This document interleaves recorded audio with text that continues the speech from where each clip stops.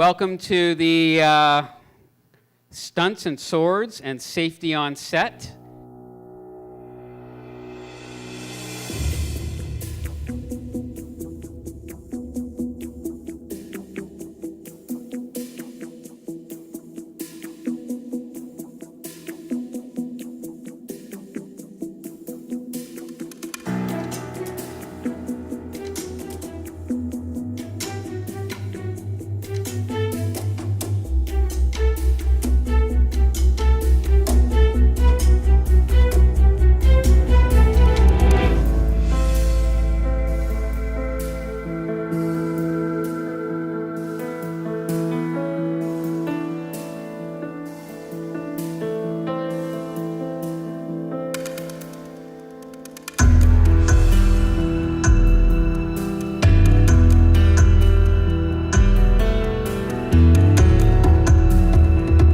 So I think the question that everybody is wanting to know, F. Braun McCash, is what does the F stand for? Friedrich.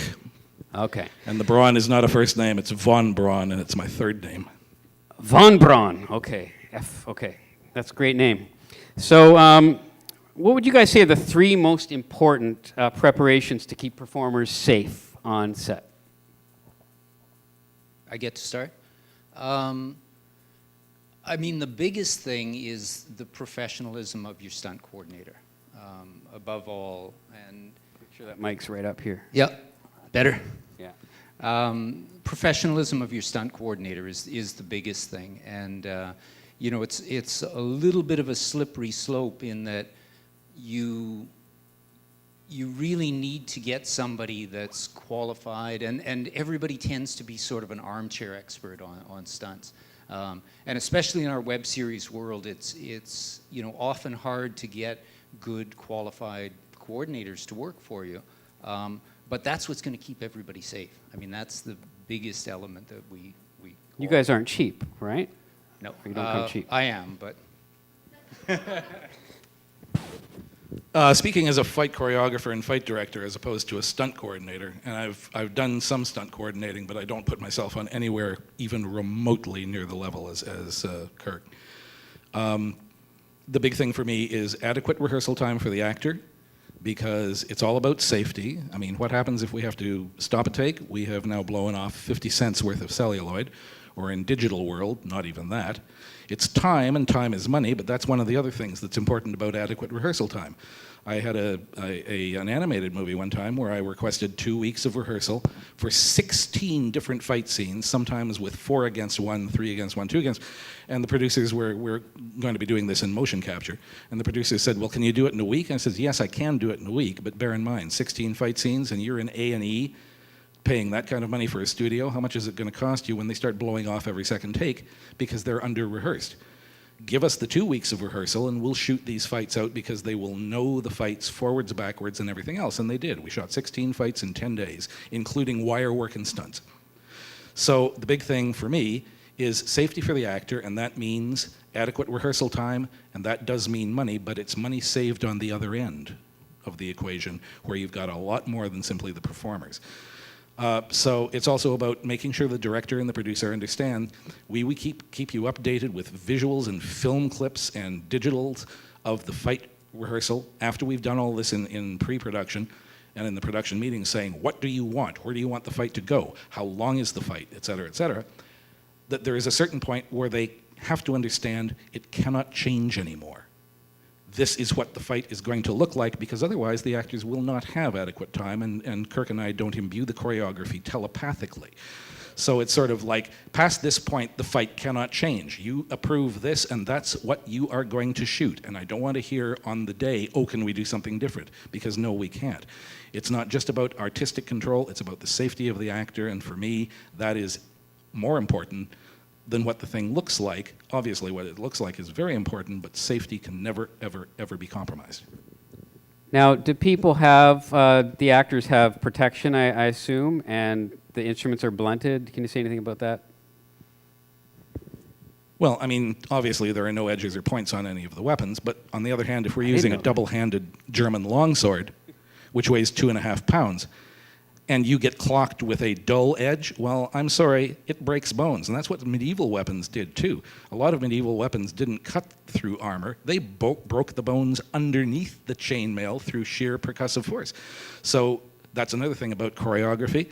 It has to have a consistent safety factor that if this cut is not designed to land, it never ever comes close to landing. So that's something that can only be done with training and with proper rehearsal time. Nice. I'd sort of add to that a little bit, in a broader picture, beyond just the fight scenes that we do and the weapon play and so forth. Stunts and actions sort of cover a very broad spectrum. There's a lot we deal with. There's wire work, there's actor action, there are fight scenes that may be between two actors, or it may be professional stunt people. There's an awful lot to the system.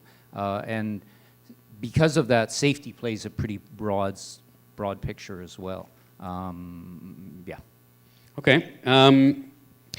So say it's like a fairly simple stunt. Why should we, especially when we don't have big budgets for web series, why should we spend the extra money to hire a professional stuntman? I'm going to jump on that one. All right. Like I said before, the big thing is it's a slippery slope. It may seem like a very simple sort of gag that you think you can do.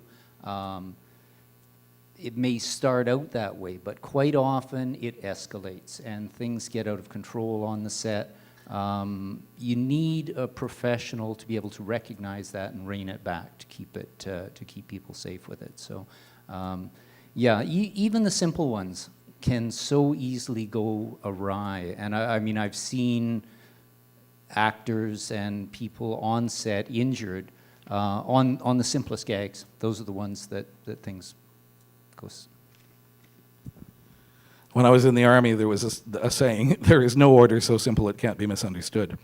And that's true with what Kirk has just been elaborating on. There is nothing so simple that it cannot go sideways on you, and sometimes with disastrous results. Bad technique is a good example. There used to be a technique taught in England decades ago for just a simple stage slap. And if it went wrong, it could break the eardrum or dislocate the jaw. So I don't teach that. There is nothing so simple that it cannot cause some kind of an accident, and any kind of an accident, if it is preventable, is totally unacceptable. Okay, I got a question, because now this is something I've been wanting to ask for a long time, because I was on set one time, and so my question is, does this constitute a stunt? So I was on the set of Dark Angel, and I had to be up on this big ledge, and there was like a stunt pad maybe like 6 feet below, and I had to jump down onto that stunt pad. And I was terrified, and and Jessica Alba was there, and that made me even more terrified. And she kept saying, "You're scared, right?" And I'm like, "Yeah." And then, and so they came and they put, her stand-ins, like, they came and put stunt pads on me. And her stand-in's like, "You know what? You should ask for stunt pay." And I'm like, "Really? Is this a stunt?" She's like, "Yeah, you should ask for stunt pay." And so I asked the stunt coordinator, and she's like, "No, this is not a stunt." But I had to jump down like the 6 feet, like over and over and over again, and it actually hurt. And but I did it. I was a trooper, and my agent actually got me the stunt pay. So, but was that a stunt? Because I had stunt pads. And it's worse when Melissa is saying, no, that's not a stunt, right? Yeah. Yeah. I mean, there is a gray area on set, right? And if an actor or a background performer is asked to step up to something that is a stunt, then they'll be upgraded to that kind of situation. The biggest thing that it comes down to is comfort level. If you're fearful of what you're doing and you're uncomfortable with what you're doing, then it might be pushing you towards that position that it is a stunt. I don't want to go out on a limb and be the one to say, well, that's a stunt, you should always get an upgrade on it. Yeah, because I got hung once and they didn't give me stunt pay. They didn't give you No, stunt on pay? Supernatural. All right, enough about me. They always make me do these horrible things, like, anyway. say on an extremely low budget show, like a web series or something, would you work for free?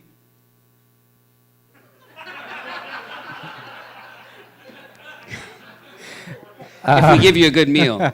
Well, for a good meal, that's, with UBCP, union performers can't work for free, but the union does have an ultra-low budget agreement in place, such that coordinators can work very reasonably, like $100 a day. So there is paperwork in place such that we can help out a show that's very low. Guys, that's amazing. $100 a day. That's fantastic. Yeah, you'd be crazy not to use these guys. Did you want to say anything about that? Or? Well, I am a union actor as well, but I'm not a stunt coordinator, so consequently the union doesn't really litigate for fight directors and fight choreographers, nor do they really technically lump us in with stunt coordinators. So basically I look at a project and I go, okay, how much time is necessary to rehearse this? I have to be on the set when it's being filmed to supervise it, and so on and so forth. And it's basically an ad hoc thing. I'll figure out my own rates based on how much do you have to spend, because I'm not out to soak you, but on the other hand, you got to realize this is what I do for a living, that plus teaching and acting. And I mean, nobody really works for nothing. I have done things on what are called deferral contracts, where I essentially work for free on the day with a back-end deal in terms of after it's sold and distributed, okay, now I get a percentage of that, albeit it's a small percentage, but it is compensation. So that's another possibility. So can you guys, if we needed you to come out, say, and just do a little training for our actors who want to do a stunt or to do a fight scene, would you come out and just on a training kind of capacity? The short answer would probably be yes. But again, it depends on an individual sort of system as to just what you're requiring from an instructor and so forth. Oh, wait a minute! This is my chance to put a pitch in. Yeah. We do have a stage and screen combat class that we run, action beats class, and that's kind of specifically. It's aimed mostly towards either stunt performers or actors who are wanting to maybe work on some martial arts, work on stage fighting, but specifically towards playing to camera, angles, that sort of thing. So kind of fits in with your question that's a direction we go with it. Okay, and so you were talking a little bit about, did you want to say something? Yeah, it's a little bit different with me because I use techniques that are historically based. And I use it not just for looks, but for safety, because if you start trying to force a weapon to do something the weapon wasn't designed to do, it will let you know by biting you or your opponent. So consequently, my fight choreography is based on different systems than an awful lot of theatrical choreographers. So when I am brought in to train an actor, it's kind of, okay, who is actually, if I'm not choreographing this thing, who is? Because in a lot of cases, I may be teaching you a whole slew of stuff that he or she is never going to use, and might actually be contradictory or at odds with the way they work as opposed to the way I work. So that's something to take into consideration as well. Not all of us work the same. Do you always dress like that when you come to set? No, actually, I have a very nice pink number that well, again, this is historically authentic costuming, and one of the things you have to take into consideration when you're choreographing fights that are in period costume is that historical costumes were constructed specifically for certain purposes, and one of those purposes was predicated on the man actually having to fight wearing it. So a lot of historical costume design is based on actually wearing a sword, drawing a sword, and fighting with a sword and a dagger and da-da-da-da-da. So this is something you have to take into consideration when you're choreographing the fights. Who's designing the costume? Anything that affects physical action, and costume sure as hell does, has to be taken into consideration and has to be dealt with properly. So, this is just another aspect of many, many, many things you have to take into consideration before you even choreograph the first stroke of the blow. Cool. It's fetching. So you were talking a little bit about, Kirk, about web series and how excited you are. Anything you want to say to the folks here just about how you see stunts and what you do in the web series world? Yeah, well, to reiterate, I mean, and despite my teasing monologue at the beginning, I really do love the web series world. I was lucky enough to do Divine and After and a few other things. And we got to do some gags that were a ton of fun, a mixture of just action and wire work and so forth. Yeah, I mean, I guess the thing I'd come back to is just to reiterate, get good people in place when you're doing that. And I know if you're doing a web series, sometimes it's really hard because the professionals in the business, you know, they're working in more traditional mediums and so forth. And it's hard to get them to come out. And it's, like I said before, everybody's an armchair expert. It's easy to get people that will say, oh, I can do a fight scene, you know. Oh, no, I know how to rig that. And you need professional people. So it may take a little more work. You may have to convince people, but there are professionals out there that will do a good job. And if nothing else, consult with a coordinator who you respect, that can tell you what you're dealing with. Because, I mean, let's face it, if you're coming into the web series world, as one of the panelists earlier was saying, you know, there's a lot you're learning. You're stepping in and you're wearing so many different hats in the production. You can't know everything. Defer to the professionals and you know, it won't steer you wrong. Just a brief thing when we were mentioning the training and whatnot. The Ring of Steel, which is our sort of school, well, it is a school, is advertised mostly as Western European martial arts, which is the combat methods, including unarmed combat, but mostly swords, of England, France, Germany, Italy, Spain, yada, yada, yada. We're going right back to the Roman Empire. But we also have a theater track where we train actors, and the thing is that you cannot all of a sudden just go, oh, next week I have to do a sword fight. I've never touched a sword before. Here, quick, give me a couple of days and train me. That's very, very hard to do. It inculcates, in some cases, a false sense of confidence in terms of your ability to control a weapon. And Tony DeLongis, who's a friend of mine in LA, he and I always say, you're not necessarily training for the job you're going to do this week. You're training for the job you don't have yet. Get the skill sets now so that when those skill sets appear, you have an edge of competition, but you also have enough knowledge that you can actually do these things, demonstrate you can do these things, and do them safely. Because so help me God, if an actor ever comes onto my set and he's lied about his credentials, I'm not amused. I'm seriously not amused, because like I say, it's about safety, and it's also about the efficiency of the shoot. So yeah, get the training now for things you may do. But yeah, web series are very, very exciting. I've done a couple myself, and I've had a tremendous amount of fun and satisfaction doing them. So yeah, it's another one of these fantastic waves of the future. Entire feature films and entire TV series have been promulgated by being a web series in their infancy. So who knows what can happen? And well, we'll see. So I'm going to ask you one more question, then I'm going to open it up to the audience. How much would it cost to set me on fire? Got a match? For free? Okay.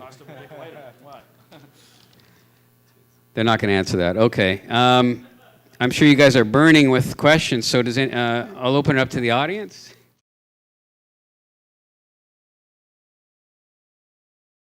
I think they said they would do 100, they could do as low as 100 a day. I mean, to serve us the best so that everybody can get the answers, UBCP has on their webpage one of the pages that's set up specifically for ultra low budget contracts. You know, and stunts are expensive. You know, to hire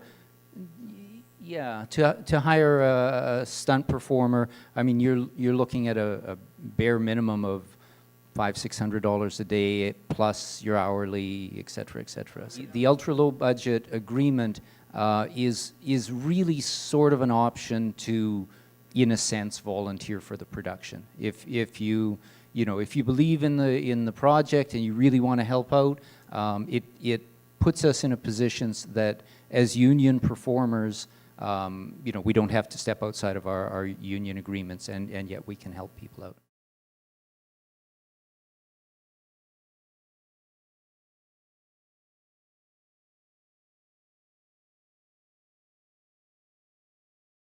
That's a very good question. I mean, I think to start with, to do service to the Hong Kong film industry and the stunt people, they do phenomenal stuff.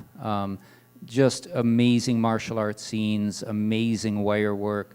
You know, they really sort of set the bar initially for the whole wire scene that was brought to the forefront with The Matrix and has lived ever since. Having said that, you know, I wouldn't broad stroke it and say that's the best martial arts and stunts and so forth. There's a lot of things that are missing. Some of the safety issues with the Hong Kong film industry, I would be really concerned with. Unfortunately, you know, you've got a lot of performers who are very eager to step up and, yes, sir, I'll hit the ground. I'll jump out of that window. And it isn't always the safest thing that you're doing. And I must admit, you know, one of the things that I'm the most pleased to see in today's film industry is that stunt coordinators and the stunt world is starting to take that sort of thing a lot more serious. You know, there used to be a real attitude of, oh, you know, just hit the ground, go home, have a drink, you'll be fine tomorrow sort of thing. And our world is moving into a much safer sort of arena. You know, there's concern about concussion issues, for example. There's a lot of safety issues that are brought forth for it. The union sponsors that and sanctions it, you know, in a very sensible sort of fashion, I think. So, you know, I know I'm straying a little bit from your question there, but I think one of the differences is with some of the Hong Kong film industry is that it is a little too dangerous. They've been performing Shakespeare for a hell of a lot of centuries. We'll see if they're still showing Hong Kong stuff 400 years from now. I think it's fantastic, and I've worked in that genre myself. The fact is that it is a genre. And for its genre, it's probably the best there is, but it's certainly not the only genre when it comes to to fights and stunt scenes and stuff like this. So I would look at that, and I would look at other genres and go, and this is better than this, and this is better than this, in terms of its artistry, in terms of, you know, but it's again, it's apples, oranges, pears. So it sets the standard for its own genre, but it's one of many. When Tom Cruise says that he does his own stunts, is that true? Oh, I'm so glad you asked that one. No, I really am, because I used to hear those interviews all the time, and Tom Cruise would come on and say, yeah, I do my own stunts, and I always just shook my head and hung it and went, yeah, sure you do, you know, because a lot of times, I mean, an actor has to be kept safe, and you know, a lot of times actors will say they do their own stunts, and yes, we give them a little bit of physicality, but there's a stunt guy that's hitting the ground and is doing their stuff. Now, having said that, I worked on the last film that Tom did up here, and I was just blown away. He really does do his own stunts.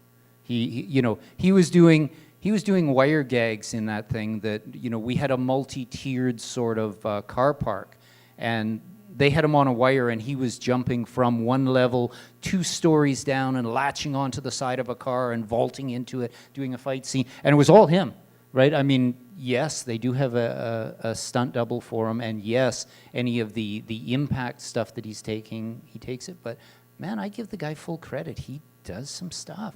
The world of stunts is very broad. I mean, I'm not arrogant enough to think I know it all, sort of thing.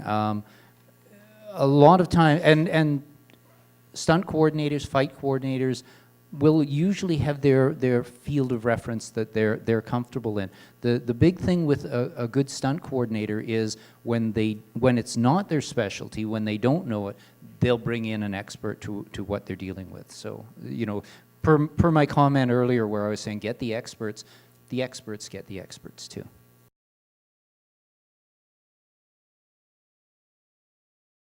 It kind of depends. That's a broad question, and it's got a lot of answers in it. A lot of times when there's rigging and so forth, you will have a rigging technician who will be in, and he'll be responsible for your anchors, your pick points, your lines that you're working on, ratchet systems, air rams, et cetera, et cetera. That side of it would be their responsibility. Usually a performer, for example, may be using a jerk vest or a Hong Kong vest or something of that nature. Usually it's their own vest, and so they're responsible for maintenance and safety of that. And in recent years, it's been stipulated that for any of those pieces of equipment, you have to keep a logbook documenting everything that's gone on with your equipment. So, you know, it's kind of a step towards monitoring a little bit so that we don't have anybody that's just casually treating their gear.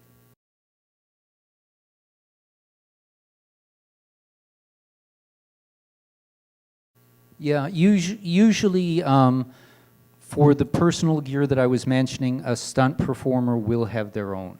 You know, it has to be either custom fit or yeah, it has to be a personal piece of equipment. Now, given that sometimes new stunt performers that are being brought into the scene may not have all of their gear to start with, and therefore a stunt rigger might provide the equipment, but most of the time it's individual.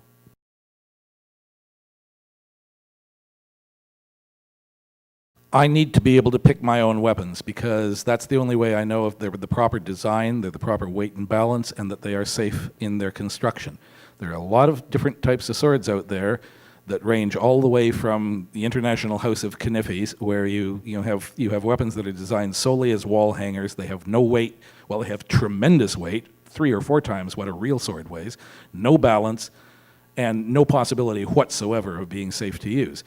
The sword that I was using, the sword and dagger that I was using for that rapier and dagger fight with Ms. Bentley, these were custom made for me. So they're fitted to my own grip. And when you get into custom made weapons, you're talking about hundreds, sometimes even thousands of dollars. There are some very good replicas of weapons, historically authentic weapons, replicas that are not only just in design, but also in the weight and balance, and that's very, very important. Even though, for the most part, like in larger weapons, like medieval broadswords, you are using aluminum blades, same thing with the katanas that we used on Highlander and stuff like this, that's still, irrelevant. The sword has to balance properly, otherwise it's going to be a tremendous strain on the actor to be able to control it over a period of time, bearing in mind that sometimes fight scenes take days. I did a fight scene one time where we filmed a fight and nothing but the fight for 12 hours a day for 6 days. So that's a tremendous strain because it was all actor action. There were no stunt performers in it whatsoever. So I have to be able to pick the swords, just out of safety's sake. The other thing is I've got to ensure that they're the proper design for the historical period that we're working with, because I don't want this stuff to show up when we're wearing medieval armor, because these are swords of the late 1500s to mid 1600s, and they're totally out of period. And they're not designed to be used as you would if you were wearing armor, because in these days, armor was almost gone because firearms were so prolific on the battlefield that apart from a breastplate and helmet, they were useless. So picking the weapon is extremely important for the safety of the actor, also the integrity of the overall look of the production, because quite frankly, some weapons just don't look like they belong. Fantasy weapons, that's a whole different thing. There's a reason why Michael Dorn switched from the batlith to the mechlith, because the batlith looks great, and you can't do all with it. Just to be a little bit salacious, how do accidents happen? For instance, Jackie Chan's son getting shot on set, that sort of thing. Sorry, Bruce Lee's son. Right. Do you want to channel it? You want to take that? Brandon Lee was killed with a .44 Magnum, and they had a second unit that was filming the weapon, and you realize that in a revolver you can actually see the cylinder face, so you can see the slugs. So they made dummy slugs. They didn't get dummy slugs. They got a box of .44 Magnums, cranked off the slugs, emptied out, and put the slugs back. They did it without washing out the cartridges and without popping the primer. So what happened when they pulled the trigger, the revolver revolved, went onto a live primer, and it lodged a slug in the barrel. That gun then went back to first unit and was loaded up with blanks pointed directly at the actor and fired, and he was hit with a .44 Magnum slug. Every part of that accident could have been prevented at any time of the day if somebody had bothered to look down the barrel and check the weapon before it's pointed at an actor. Other thing is, if you're using large .44 Magnum loads as a blank, and there's no reason to because you're not using that sound, it's put in Foley in post, you never point a gun at an actor and fire it at a range of less than 20 feet or more because of the powder burn and muzzle flash. So it was absolutely ludicrous. The whole thing was utterly preventable, and as a result, we've lost an extremely fine young actor. So, that's why I say, shit can happen. Never take anything for granted. Never assume that somebody else has done their job. Make sure that they have done their job by doing yours. And I do gun gaffing on set too because I have a military background. So that's not my primary job, but every time I get a weapon as a performer, the first thing I do is I check it myself just to make sure, because I'm the one who's going to be using it.